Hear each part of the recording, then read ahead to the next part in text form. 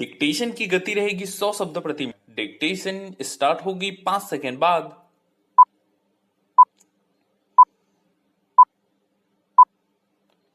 प्रदूषण एवं पर्यावरण आपस में एक विचित्र संबंध रखते हैं। दोनों एक दूसरे के पूरक अवश्य ही नहीं हैं, न ही एक दूसरे के समानांतर हैं, अपितु ये दोनों एक दूसरे के कारक हैं। इन दोनों के बीच में खड़ा है मानव। प्रदूषण के निवारण हेतु पर्यावरण स्वयं सक्षम है, साथ ही पर्यावरण को नुकसान पहुंचाने हेतु प्रदूषण भी परिपूर्ण है, परंतु दोनों के ये काम मानव सहयोग से और भी सरल सहज हो सकते हैं। अब यह मानव पर निर्भर है कि वह किसका साथ दे। पैरा, जो चीज हमें सहज प्राप्त होती है उसका मोल हम नहीं जान सकते, उसका महत्व नहीं पहचान सकते। पर्यावरण हमारे लिए प्रकृति की देन है।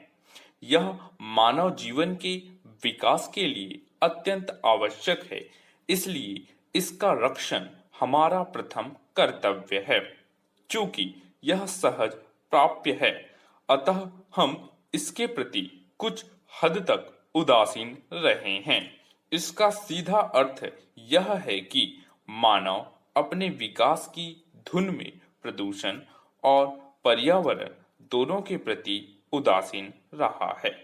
मानव की इस असावधानी का परिणाम यह रहा है कि प्रदूषण, जो मानव के विनाश का प्रमुख कारण बनता जा रहा है, और पर्यावरण भी संकट की स्थिति में है। पैरा, मानव जाति की उत्पत्ति से लेकर विकास तक एक चीज सदैव उसके साथ साथ रही, और वह है पर्यावरण। पर्यावरण धरती की हरियाली, स्वच्छ निर्मल जल और ताजी हवा इसके अंदर मेल का ही दूसरा नाम है। धरती की हरियाली वनों से कायम रहती है। यही हरियाली धरती की शोभा है। जैसे धरती ने अपने सौंदर्य की वृद्धि के लिए कोई चादर अपने ऊपर बदन पर लपेट ली हो, नदियों के रूप में बहता पानी जैसे रंगों में दौड़ते रुधिर के समान है, जो धरती का प्रतीक है। धरती ने अपनी यह धरोहर अपने लाडलों के लिए संजो कर रखी है। धरती का यह लाडला मानव है। वैसे मानव के साथ साथ धरती की गोद में असंख्य जीव जंतु भी पलते हैं, जो यथाशक्ति धरती तथा पर्यावरण के प्रति अपने अपने कर्तव्यों का निर्वाह करते रहते हैं। परंतु मानव, जो स्वयं को धरती का लाडला मानता है, स्वयं ही कर्तव्यों से विमुख होता जा रहा है। पैरा, विचार शक्ति मानव के जीवन का तथा विकास का प्रमुख आधार है।